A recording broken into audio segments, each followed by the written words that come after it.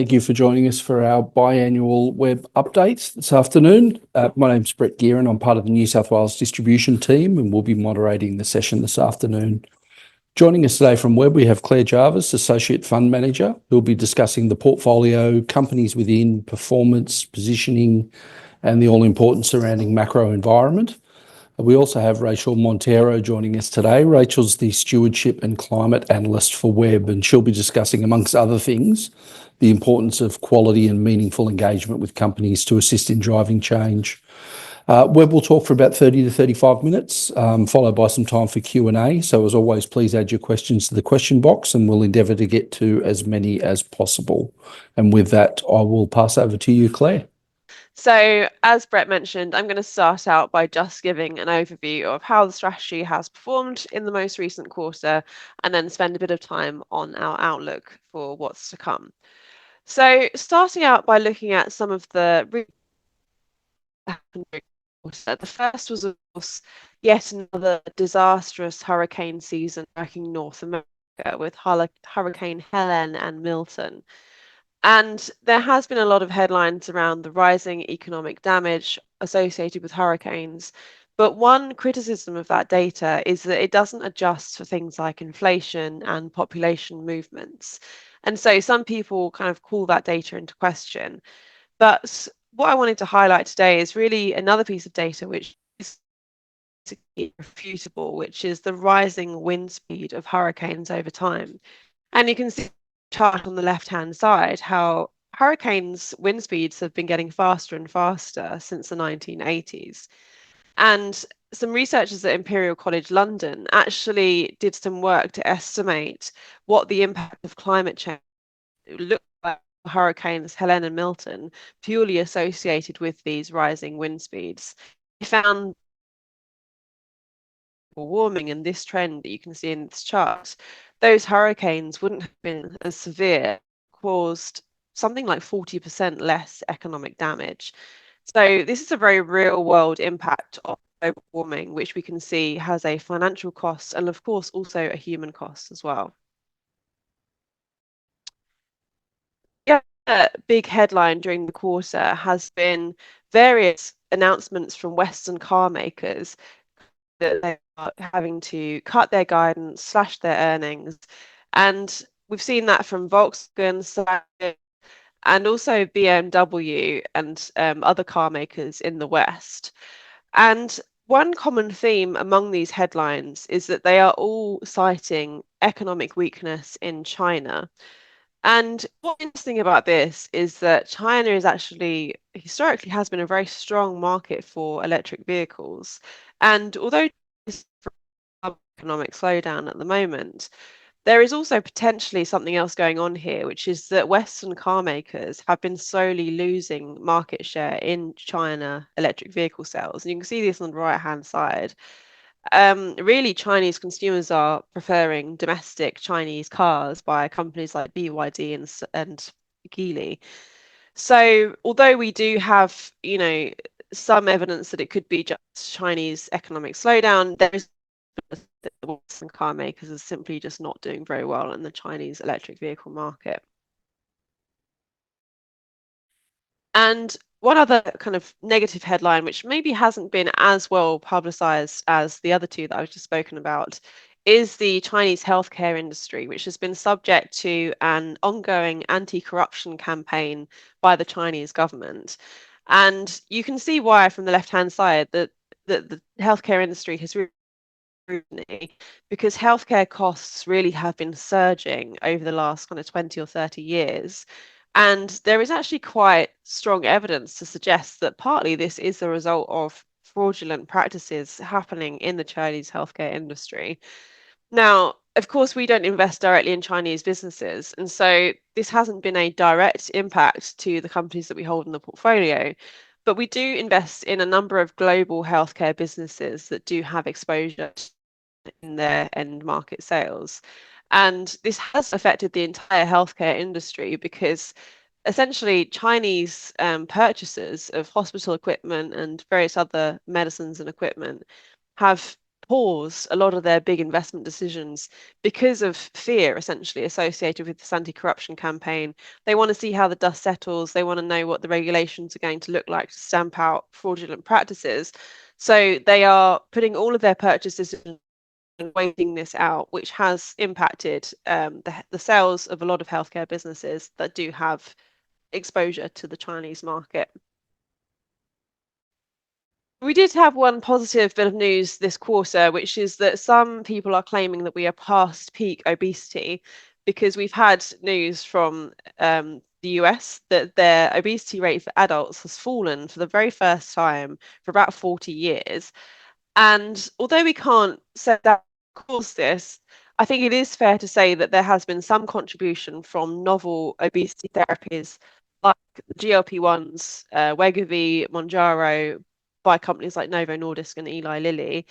You can see on the right-hand side clinical trial data from Novo Nordisk's trial on Wegovy, and this medicine is associated with a 15% weight loss versus about 3% for patients taking just a placebo.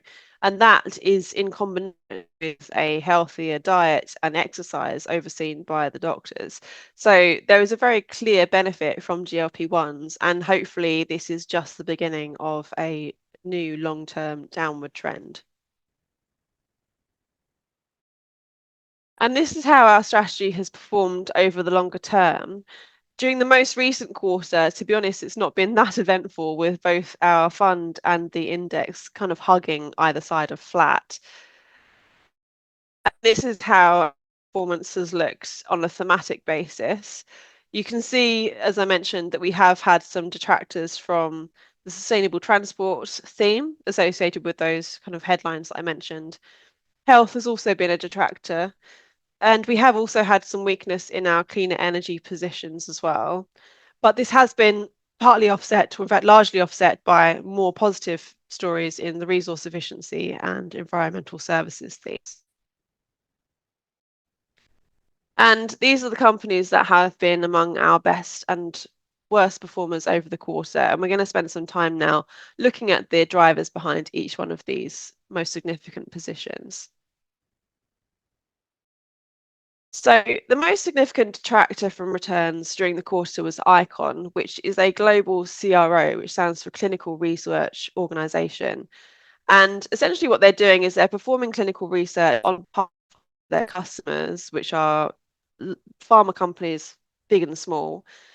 And actually, Icon has had a really strong few quarters. And so this quarter really has just been the company taking a bit of a breather.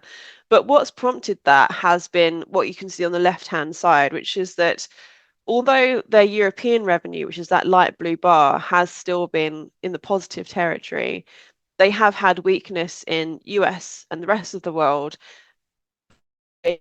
Chinese healthcare slowdown that I mentioned. And so that has been a bit of a disappointment.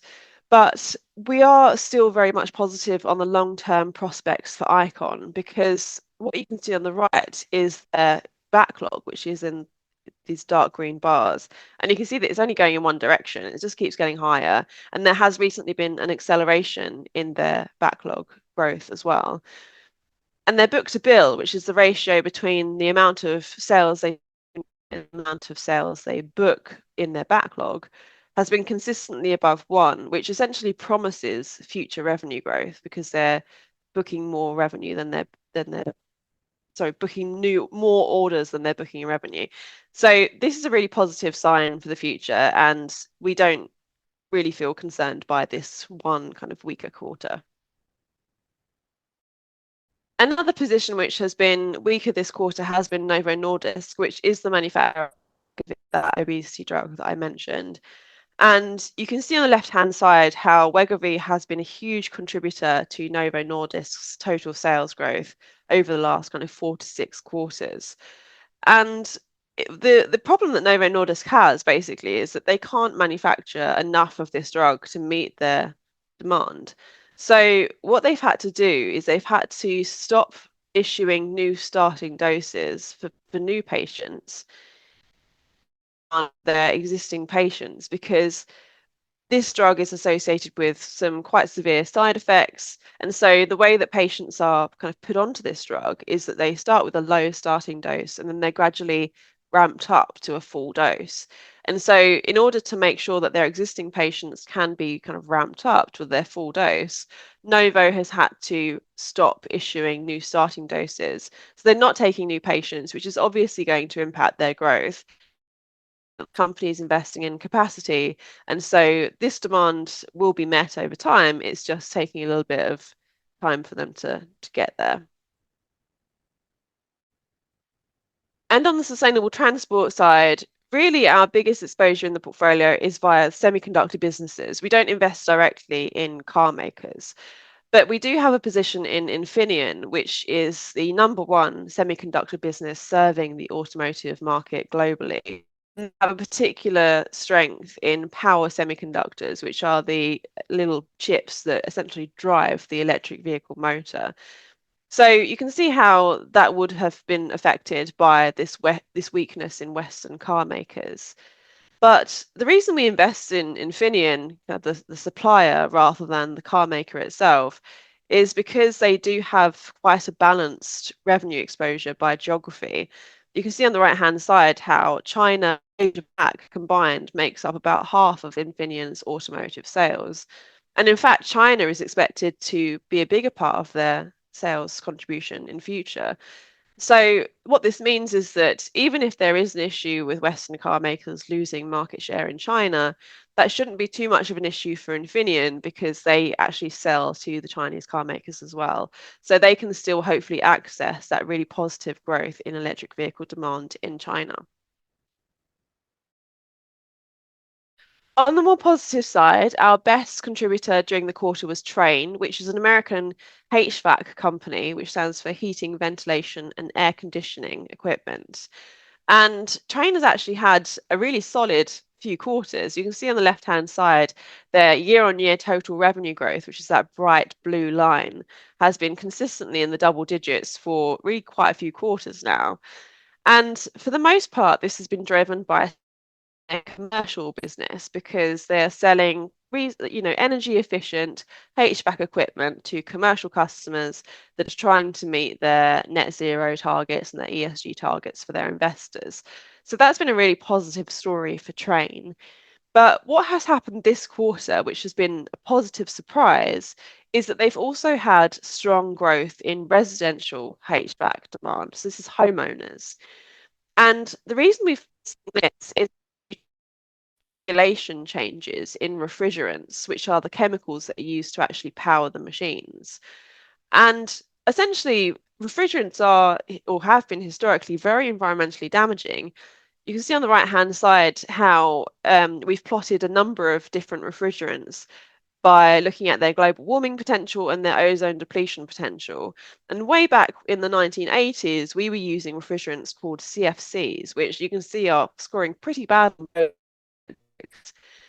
Over time, we've been gradually transitioning to new types of refrigerants that have been slightly better than the previous generation for the environment. And what's happening now is that we're transitioning to a type of refrigerant called an HFO, which you can see in that chart is that bright green dot, which is really much better for the environment than previous generations. And what's happened, the reason this has impacted Trane is that we have finally had a bit of clarity around what that transition is going to look like in the US, because people don't want to buy a new HVAC equipment and then find that the refrigerant it's using, which is an HFC, is going to be outlawed very shortly after. So they've been waiting to see, what this new regulation is going to look like. And now we've had clarity. That's driven a real resurgence in demand for residential HVAC equipment in the US. Another contributor has been Bureau Veritas, which is a testing, inspection, and certification business. And historically, Bureau Veritas has been quite a kind of steady, mid-single digit growth business, quite high quality, quite high returns, but nothing that really kind of shoots the lights out. But what's been happening recently is that they have been able to establish a reputation for themselves as leaders in kind of green services, what they call their green line business. And this is things like providing companies with kind of verification that their emissions data is accurate in their reporting. They're providing supply chain audits to audit suppliers for ESG principles. And they're also testing and inspecting various kind of green assets like solar farms and wind farms. And so they've been able to access this high growth market, which has really accelerated their top line growth potential. And you can see on the right hand side how this market is expected to really kind of balloon over the next 5 or 10 years. And so this is going to be a really positive opportunity for Bureau Veritas, and they have established themselves quite firmly as leaders in that space. And finally, we did have some positive stories in the healthcare theme, although it wasn't quite enough to offset the weakness from companies like Icon and Novo Nordisk. And this is specifically life science tools businesses like Agilent, Thermo Fisher, and Danaher. And these are all companies which benefited, or should I say, which saw a real surge in sales from the COVID pandemic because they were selling testing equipment and tests themselves for COVID-19. They were also selling various consumables that were used in manufacturing the vaccine. And so they benefited quite these products and services during the pandemic. And they also benefited from a real kind of surge in funding in the healthcare industry during the pandemic as well. But what happened after that, of course, is that, COVID thankfully is in the rearview mirror. We've returned to a much more normal state of affairs. And so that revenue has kind of dropped off, and also funding has kind of dropped off a bit following COVID. So we've kind of gone through this peak and trough, which is very unusual for these companies, which over the last kind of 20, 30 years have traditionally been very, very steady. So you can see on the both of these charts, Agilent on the left and Thermo Fisher on the right, how they've both got this kind of peak and trough associated with COVID-19. And although we're still not quite above zero growth, like they're still kind of in negative territory in terms of revenue growth, they are at least showing signs of a positive trend that they are getting back to normal. And so that's been taken really well because these are historically very high quality and very steady businesses. And, we really want them to return to that quite steady profile that was disrupted by the pandemic. So if you think about the outlook for the next, really the focus on is the US election, because that is just around the corner, and we questions around what do we think is going to be the implications of a Trump presidency, potentially if we get one, on climate funding and climate spending in North America. And I've included on the right hand side a section from Trump's Agenda 47, which is essentially his manifesto, and highlighted a number of provisions which are relevant to us in this regard. The first is that he's looking to make America the dominant energy producer in the world. He's not going to be able to do that without investing in at least solar energy, because that is the cheapest form of energy you can possibly make at the moment. He also wants to stop outsourcing and turn the United States into a manufacturing superpower, which bodes well for the various domestic manufacturing incentives that were established as part of the Inflation Reduction Act, particularly benefiting the cleaner energy manufacturing industries. So both of those do sound pretty positive in actual fact. Concerned about, if we were to get a Trump presidency, is the implications for the US electric vehicle market, because he has very clearly set his sights on removing the subsidies that were introduced for EVs under the Inflation Reduction Act. So that is something that could add to the woes of those Western car makers that I mentioned earlier. But I think one thing that often gets missed in these types of discussions is that although policy is important, it's really as important as market forces, which are the main drivers of oil and also cleaner energy demand and capacity.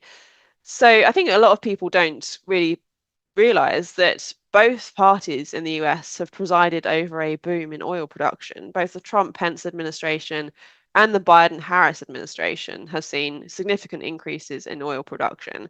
And to be honest, I don't expect that a Trump presidency or even a Harris would necessarily change that picture.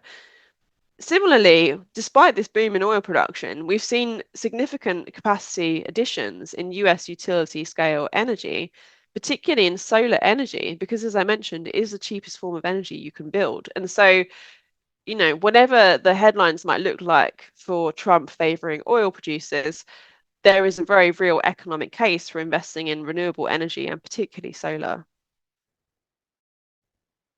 And finally, I wanted to leave you with a selection of charts from some research by Bloomberg New Energy Finance.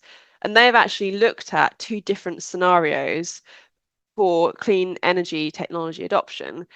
The first is the net zero scenario, which is these dotted lines on these charts. And that basically looks at what cleaner energy technology adoption rates need to look like in order to meet our various net zero targets associated with the Paris Agreement.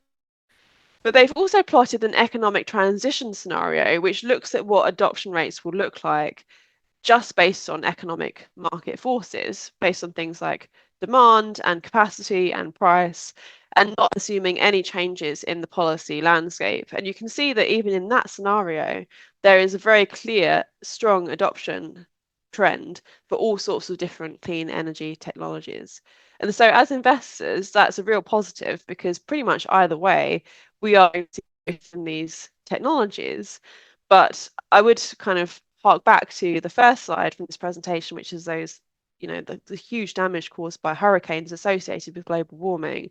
And just note that although from an investor's perspective, all growth is good, from a human perspective, there is a very real cost to not investing in these kind of net zero scenarios. And really and truly, that is what we want to be aiming for. It's kind of a summary of what our strategy has looked like during the quarter and what we're thinking about for the months to come. I'm going to hand over now to my colleague Rachel, who's going to give a bit of an overview of what we've been working on in regards to our engagement and stewardship work, and also to talk about a white paper which we are publishing on that. I'll get started, but yeah, it's great to have an opportunity to share some highlights from Webb's white paper on enhancing effectiveness in stewardship and engagement, which is something that we've been working hard on this summer. I'll just start off with a brief bit of background about how the white paper came about. So stewardship and engagement have for a long time been used by investors to align investment outcomes with long-term economic, social and environmental value. So a lot of you might be familiar with this already, but the practice has recently become mainstream, and this is primarily due to an increase in client demand as well as public policy developments. In response, though, it seems as though there's been what we've previously discussed here at Webb as being a kind of stewardship stampede. So this is characterised by a lot of engagement activity, and evidence for this is seen in claims of very high levels of activity in asset manager stewardship reports here in the UK, increased hiring activity of stewardship specialists, and also the proliferation in the number of different initiatives and industry associations that are now looking to leverage asset manager influence to address systemic issues, some of which are shown here. Combined, all of this is contributing to a kind of dominant narrative of more activity in the industry.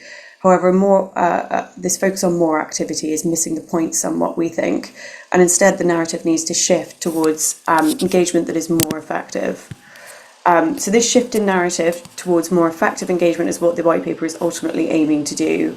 And in the next section, I'm going to outline the three aspects of engagement posing what we think are the most significant obstacles to effectiveness, as well as our recommendations for overcoming them. So our first set of recommendations is around a need within the industry to reach consensus on the fundamentals of engagement. By fundamentals, what we mean is the key terms that are used to describe some of the most basic aspects of investor engagement. Without this consensus, what we're noticing is that there's miscommunication and also an increased engagement washing risk. Thankfully, it seems as though within the industry there's one level of agreement, and that's on the purpose of investor stewardship. And definitions tend to coalesce around meanings of the creation and protection of long-term value, as well as economic, social, and environmental benefits for savers. However, things do get a little bit wobbly when we delve a bit deeper, and so I'll just go into some of the other fundamentals and also Webb's definitions for them. So starting with objectives, i.e. what are we trying to achieve? In our view, a strong objective is one that seeks change rather than one that is just information seeking. Asset managers should also be able to articulate what their objective or objectives are, and also explain how these align with their overall investment strategy. Objectives should then also be translated into something more meaningful for company management, so something that is more of a specific goal or target that recognises the company's commercial context. On the next level, we have outcomes. So this is ultimately what engagement is all about. Outcomes describe the result of an engagement. The exact definition is definitely still somewhat debated, but we see there being broadly two categories. So one is at the level of a company, where there's a change in policy, strategy or governance, which may then lead to a real world outcome. And another is at the level of the investor. So for example, where there's a change in investment conviction regarding a particular stock as a result of the engagement. The final fundamental that I want to talk about is activity. So defining what counts as an engagement activity is useful because it helps distinguish between an engagement and a typical investor-investee monitoring interaction. We think that this is best done by evidencing that a clearly defined objective and outcome have been communicated to the company. And we think that a two-way dialogue is preferable. While we think a two-way dialogue is preferable, our concern is that making this a requirement ignores the importance of investor signalling, and that it could also push investors to engage only the most responsive companies instead of those that are the highest priority. So looking at how this works in practice, we have Webb's own engagement objectives on the left-hand side of the screen. I won't go through them now in the interest of time, but focusing on the second one down, so limiting negative impacts, I'll just talk through this case study with Daikin to show you how the fundamentals work for Webb. So Daikin, for those who don't know, is a leading provider of high-quality, energy-efficient air conditioning solutions for residential, commercial and the industrial sectors. In 2023, however, it came to light that Daikin had a very small percentage of its revenue coming from supplying artillery shells that contain white phosphorus. Now, because of the potential for white phosphorus to be used as a chemical weapon, it's subject to a complete ethical exclusions policy, Webb's ethical exclusions policy. So when we found this information out, we wrote to the company and we outlined the company level objective, which was to cease the production of white phosphorus. Unfortunately, at the time, we didn't receive the reassurance needed. So there were a couple of things that happened as a result of this engagement. So there are a couple of outcomes. The first being that there was a change in investment conviction. So we sold our position in Daikin. We also spoke to peers of ours at the time, and we know that we weren't the only investors who did so for this reason. The second is that earlier this month, Daikin's new CEO announced that the company will exit white phosphorus production, and this is following investor pressure, amongst other things, and this could potentially lead to a real-world outcome. The third is another investor-level outcome potentially in the future. So when the company's revenue from white phosphorus drops to zero, it will become investable again for Webb. And finally, I just want to make a point about defining activity around an objective. So we think that our letter and subsequent divestment were really clear signals of our expectations as investors. We're absolutely not claiming that it was just our actions that led to Daikin announcing that it would exit white phosphorus, but we think that it shows just how important a contribution investor signalling can be, and why we think a response shouldn't be needed to define an engagement activity. Moving on then to the second set of recommendations. So this is about how asset managers can unlock value against a backdrop of resourcing pressures. We have noticed at Webb a sense of pressure on asset managers broadly to demonstrate activity on an increasingly wide range of issues. And so asset managers need to do a kind of balancing act. And for us, we think that cutting through the noise to identify priorities and being effective really begins with employing an integrated approach to stewardship. So by this, we mean that engagement is fully embedded within the investment process. Investment analysts lead engagement with support from specialist sustainability teams, and this ensures that topics are prioritised based on how likely it is that they will impact long-term value. Sorry about that. Integration isn't just helpful for prioritisation, it also helps build a compelling business case for engagement objectives. And being able to communicate objectives that recognise the wider context of an investee company also helps build constructive long-term relationships for ongoing success. In our final recommendation, we also ask whether industry-wide specialisation should be encouraged. So what does this mean? A bottom-up approach to setting objectives for company engagement works well for active long-term managers like Web, especially because we have a relatively concentrated portfolio.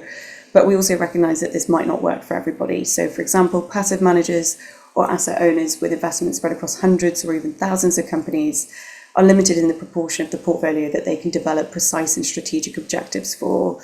So instead, it could be more efficient for them to target less specific objectives, such as improved disclosure, on thematic issues such as climate, gender, or biodiversity. So how does this look in practice for Web? One example would be earlier this year, we were asked about our approach to AMR, or antimicrobial resistance, by an asset owner client of ours. AMR is basically the evolution of bacteria and microbes to become resistant to the drugs used to treat them. It's a really serious threat for investors. It could cause more deaths and cancer and a decrease in global GDP by 4% by 2050 if left unaddressed. Now, we could have taken this client's question as an indicator to go and engage all of our portfolio companies on AMR so that we could say that we've been doing lots of activity on this topic. But we don't think that this would be smart for two reasons. So firstly, the nature of the Web strategy means that we have pretty much limited to no exposure of the primary drivers of antimicrobial resistance globally. So that's agricultural use or the overuse of antibiotics. This means that company engagement would be a lot of work, but for little reward. Second of all, even without resource constraints, engaging a company on an issue that is clearly not a material priority for it erodes our credibility in the eyes of that company and therefore our ability to be effective with them in the future. Instead, we have therefore joined the Investor Action on AMR initiative, so we're opting to address this issue through public policy. For those who don't know, AMR, the Investor Action on AMR initiative, is a really excellent coalition between Access to Medicine, FAIR and the UK government. And through our involvement, we've signed a public statement calling on global policymakers to tackle the issue. And that was presented recently at the United Nations General Assembly in New York. Our third and final set of recommendations are looking at how asset managers can demonstrate effectiveness. Now, this is made really difficult because the obvious thing to do is to look at outcomes. However, outcomes are nearly always the result of interventions from multiple stakeholders, and this makes attributing outcomes to specific investors very challenging. However, without such a measure, we have been left with a bit of a drunkard search. So we're looking for our keys not where we lost them, but where it's easiest to see under the streetlight. Except for in this case, the streetlight is activity metrics, because this is the data that's most readily available. While it can be useful, activity metrics doesn't really provide the full picture of what's going on. So in Web's view, what we should be looking at instead is collecting evidence that helps demonstrate the correlation between an asset manager's engagement actions and then any reported outcomes from the engagement. And on top of this, reporting can be further strengthened where it's possible to draw a link between an investor's specific contribution and any outcomes that have arisen. So let's have a look at how we're trying to do this in practice. Our aim here with this chart is to provide an aggregated view of engagement outcomes for priority companies on priority topics. So this chart here shows how companies have progressed on climate between 2022 and 2023. The y-axis represents companies' absolute carbon emissions, the ultimate goal of which is to make a reduction in these emissions. And the x-axis represents how aligned these companies' strategies are with the Paris Agreement. So that's key for achieving long-term emissions reductions. The chart tracks movement from less alignment to more alignment with the Paris Agreement over shorter time periods, and then over longer time periods, the goal is also for a visible reduction in the absolute emissions as well. However, this itself is an incomplete picture, so we also aim to support each data point with a case study. And each case study should use a cohesive narrative to illustrate the correlation between Web's contribution and an outcome. So in summary, the Web's stewardship white paper explores the various obstacles to effective engagement, and in doing so, we've identified the three aspects of the practice where we think asset managers and also the industry more widely should focus improvements to overcome the obstacles so that we have better engagement outcomes. Thanks very much, and looking forward to any questions, feedback or comments. So the exit from Dakin was due to ethical issues. Changes get made, it becomes investable again. How long until Web would look to re-enter? Is there a certain period of time you need to be out before you can go back in? In the case of Daikin, the reason that it was in violation of our ethical exclusions policy is that it had revenue coming from activities that we deemed controversial. So this was the production of white phosphorus. The company has recently announced that it will cease production, and I think it's fulfilling orders into 2025. So essentially, once revenue decreases to zero, the company will become investable to web again. It will enter back into our universe. So that's just a technical point about revenue, but I don't think there's any kind of set period of time that we need to wait for before a company becomes investable again. I don't know if Claire's got any view on that at all, though, so I'll leave that over to her. No, I mean, from an investment perspective, Daikin, we owned Daikin for a long time, and in many ways it was an excellent business. But of course, we do have ethical standards that we need to uphold, and particularly running an impact fund, there are expectations that our clients have and that we have of our companies that we invest in. And so obviously we did have to sell Daikin when we discovered the white phosphorus issue. But from our perspective, if they have, divested the business, they have firstly shown that they have listened to their investor base. They've also, essentially changed their business such that white phosphorus sales are no longer contributing to their revenue generation. And so that does offer quite a lot of reassurance from an investor's perspective on the ethical side. So no, I think we would want to have a conversation with them and just understand better their thinking around that issue and how that conversation went with their investors and how they reached that decision to divest that business.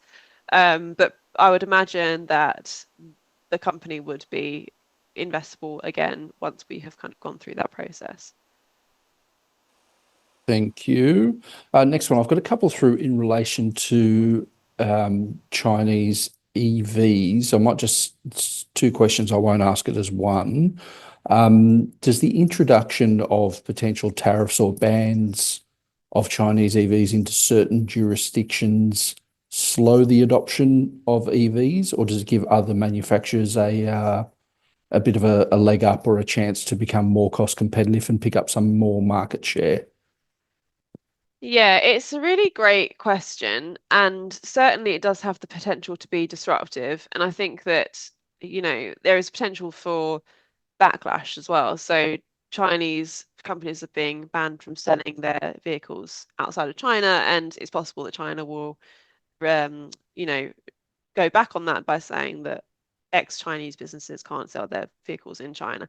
So it is potentially very disruptive. I think the main I think potentially in an ideal world, it would, just serve as protectionism for the domestic businesses and result in better market shares for Western car makers in the West and then better market shares for Chinese car makers in the East.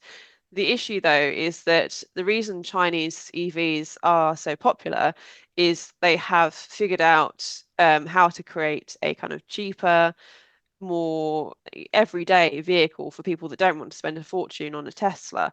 And that's something that Western car makers have been really slow to get onto. They are, starting to come out with those cheaper cars now, which is really positive. But I think it's going to take time to kind of drive that adoption and penetration of those kind of cheaper, more everyday, smaller electric vehicles. So there is a bit of a complication because they do need to have the whole product range in order to access the entire market. But over time, I would expect that, the adoption of electric vehicles will be driven by government policy, and it'll be driven by the build out of charging infrastructure. And that is something that is kind of insulated from protectionist policies. So I think the adoption will happen regardless. It's just that there could be certainly some disruption, and yes, there could be some speed implications in the West if these Western companies can't sell the kind of cheaper vehicles. But I would just highlight, as I mentioned earlier, that because we don't invest in Western car makers, we don't invest in Tesla, we specifically have chosen to invest in the supply chain, like Infineon, because we don't want to be subject to that kind of policy issue in regards to the electric vehicle market. We want to invest in suppliers who can access growth irrespective of where it happens. And so if we do see kind of tariffs, then there will still be an avenue for Infineon to kind of sell their products into the electric vehicle market, irrespective of whether that's, Western car makers in the West or Chinese car makers in the East. So yeah, hopefully that That's answers actually, that question. that's interesting you've addressed that, because that was the second part of the question, was any sort of, I guess, retribution against a company like Infineon who China sort of closes out because their relevant jurisdiction has banned the import of their own vehicles into that country. Yeah, so again, this is a question we get a lot. There is definitely some protectionism, a lot of protectionism in the semiconductor industry already, but we haven't yet seen that impacting companies like Infineon, because the semiconductor industry is really the battle in semiconductors is at the very leading edge technology. And actually, what Infineon is selling, these power semiconductors, they're advanced, but they're not the kind of semiconductors that are powering AI and data centers and things like that. They're not the most advanced semiconductors on the market. And so far, Infineon and companies like it haven't been subject to kind of protectionist policies. And we are quite confident that Infineon's market share will be sustained in countries like China. The reason for that is that they do have several kind of wins already in car platforms. So once a platform, which is kind of a new model of car, has been designed and kind of finalized, historically it's been very, very difficult to change the components that make up the vehicle. And so having Infineon already been designed into various kind of Chinese vehicles and models, it's quite difficult historically to displace them. Also, although Chinese businesses do compete with Infineon, they do have power semiconductors that can be used in electric vehicles. One thing that we have seen consistently and that we've kind of checked through talking to experts in the industry is that the Chinese semiconductors aren't of the highest quality. They're not of the same quality as Infineon.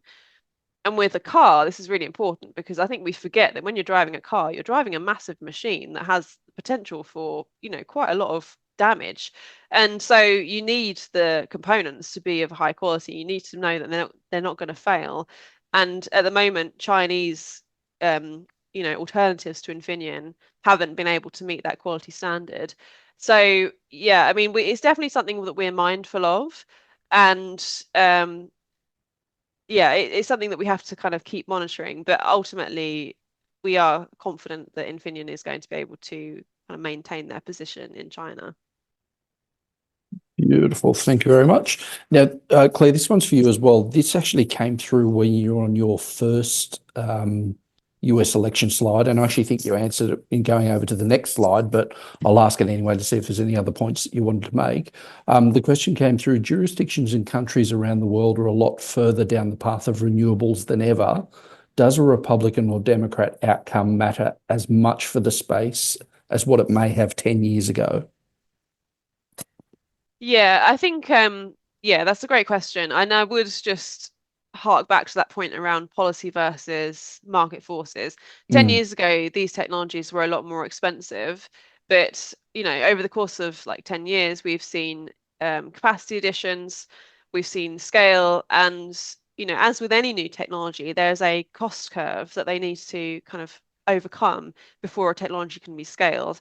And with a lot of cleaner energy, in particular solar and also onshore wind, they have gone really far down that cost curve because of the capacity additions that have been made over the last decade. And so the market, economics of adding renewable energy now are much more compelling than they were a decade ago. And as I said earlier, like, it is irrefutable that solar energy in particular is the cheapest you can make. I mean, we look at a metric called LCOE, which is levelized cost of energy, and you can measure this across different technologies, including fossil fuels. And yeah, it's irrefutable that utility scale solar panels are the cheapest form of energy you can make. So yeah, I mean, policy, as I said earlier, is important in terms of meeting our net zero obligations, but market forces certainly now are sufficient to drive adoption even without policy intervention.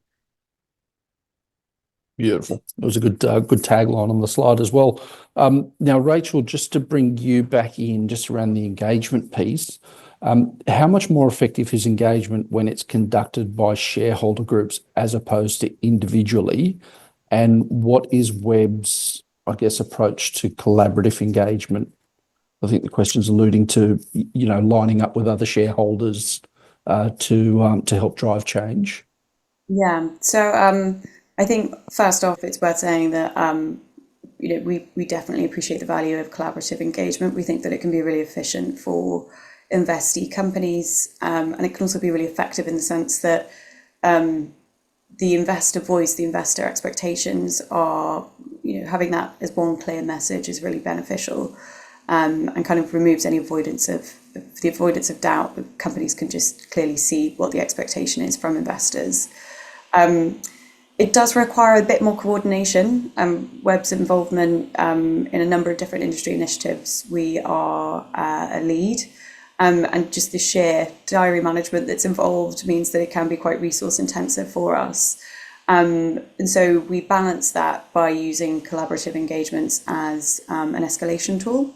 So often we'll try and engage company directly first, but where we find we're not seeing the progress that we would want, we might then join in a collaborative initiative in order to drive more change with the company. Beautiful. Thank you very much.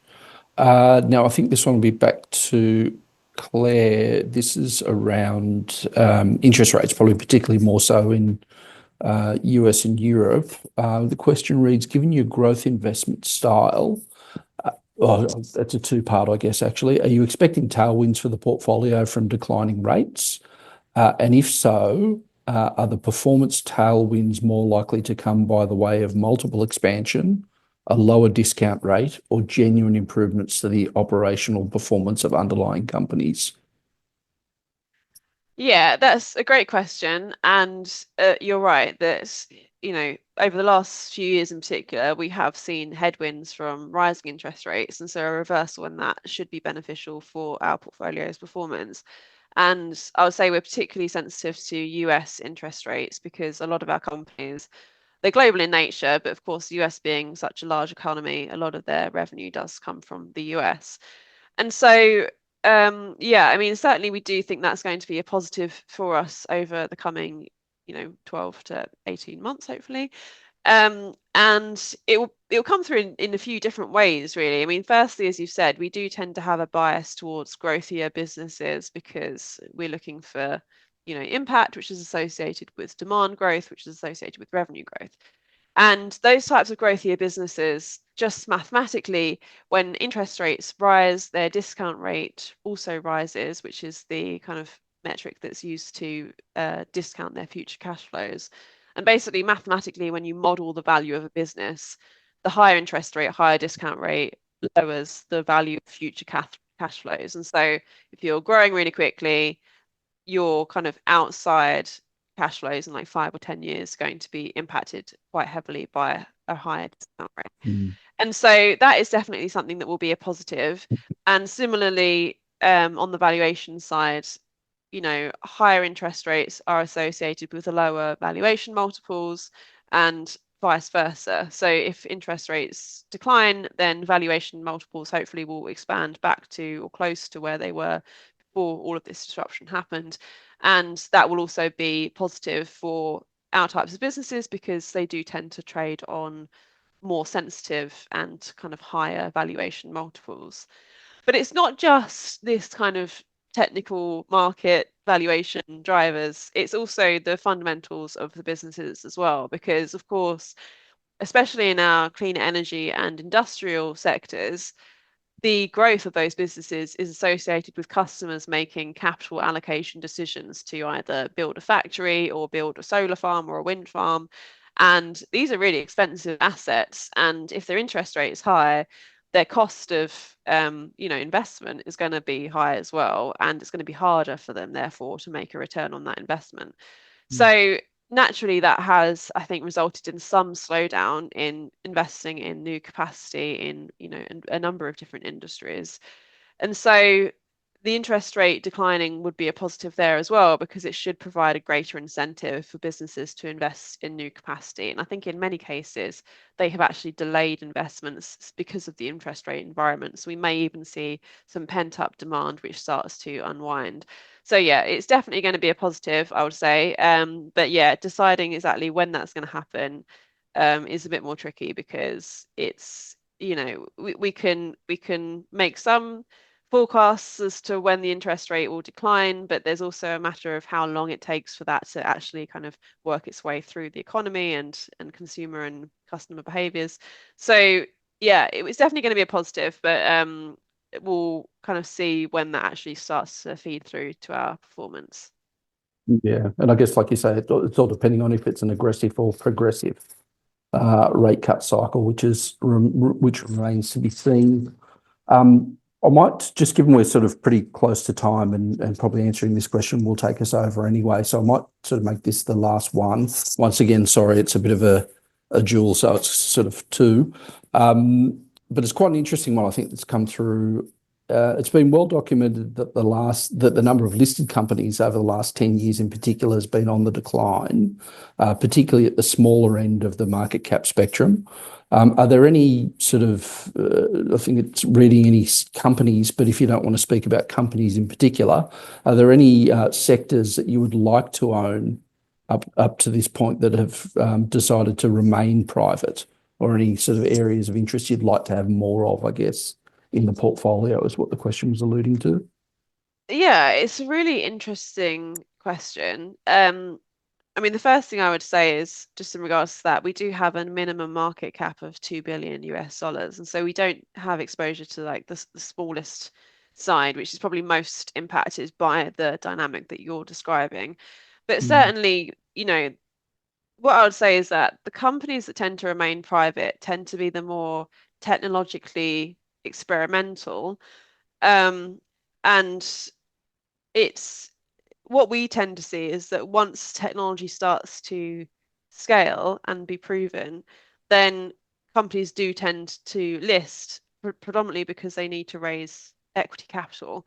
And so I would say that for us, because we don't want to invest in the more technologically experimental businesses, because we don't want to take that level of risk, there isn't really anything that, from an investment perspective, is immediately kind of sitting on the sidelines, just waiting to list on public markets. That being said, I would say that there are certainly some very interesting technologies that are out there. One thing that we would love to have exposure to is things like data center cooling. And one thing that I think is really interesting is, there's a huge focus on data center cooling because it uses loads of water. And obviously, data centers are scaling really quickly. There's lots of money going into it. It's very environmentally damaging in actual fact because of the energy and the cooling requirements. And so there are technologies, for example, that rather than cooling the data center, actually seek to reuse the heat. So reuse the thermal energy to like heat homes or, provide some other kind of heating benefit. And that's really interesting, but it's still quite early and quite experimental. And so it is private, it's inaccessible for us.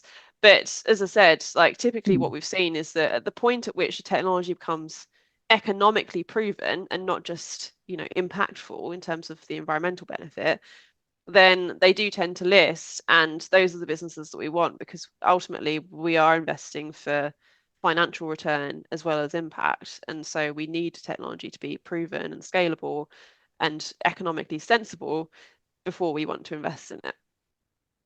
Hopefully that Well, answers that question. no, and I think you've actually also answered the second part of it as well, and that is how big the investable universe currently, and has it been steady in the last couple of years or potentially declining? But it sounds like it's been relatively steady and potentially only over time growing more and more.